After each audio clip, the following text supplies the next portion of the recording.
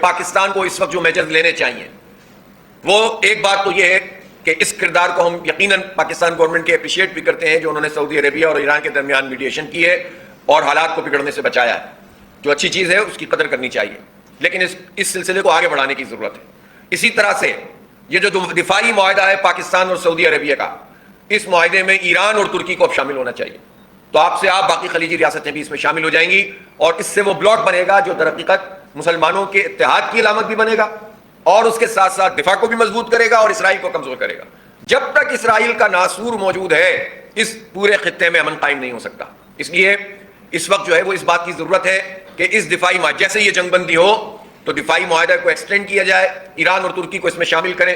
آپ سے آپ یہ جو گروہی اور فرقہ وارانہ اور مسلکی اور پروکسیز کی جو جنگ جو چل رہی تھی وہ آپ سے آپ اس میں نمٹ جائے گی.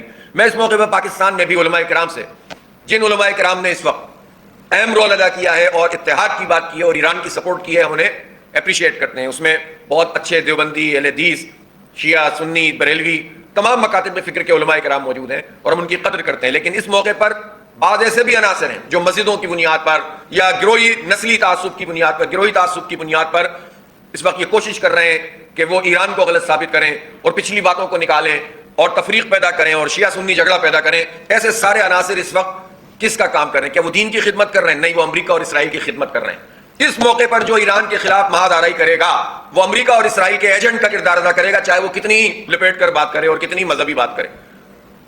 عام حالات میں سب کو پتا ہوتا ہے کس وقت کیا بات کرنی چاہیے, لیکن اس موقع پر جو یہ کام کرتا ہے در حقیقت وہ ایجنٹ کا کردار ادا کرتا ہے. تو علماء کرام کے خاص طور پر جو بڑے لوگ ہیں وہ ایسے عناصر کو ٹوکے بھی اور ان کو منع بھی کریں اور ان کو بے اثر بھی کریں اور واضح طور پر یہ لائن لیں کہ اس وقت کوئی فرقہ وارانہ اور گروہی اور مسلک کی گفتگو نہیں کی جائے گی, اتحاد کی بات کی جائے گی اور حق اور باطل کی بنیاد پر بات ہونی چاہیے. امریکہ اور اسرائیل اگر ایران پر حملہ آور ہیں تو سیدھی بات ہے ہمیں ایران کا ساتھ دینا چاہیے اور امریکہ اور اسرائیل کا نام لے کر مذمت کرنی چاہیے.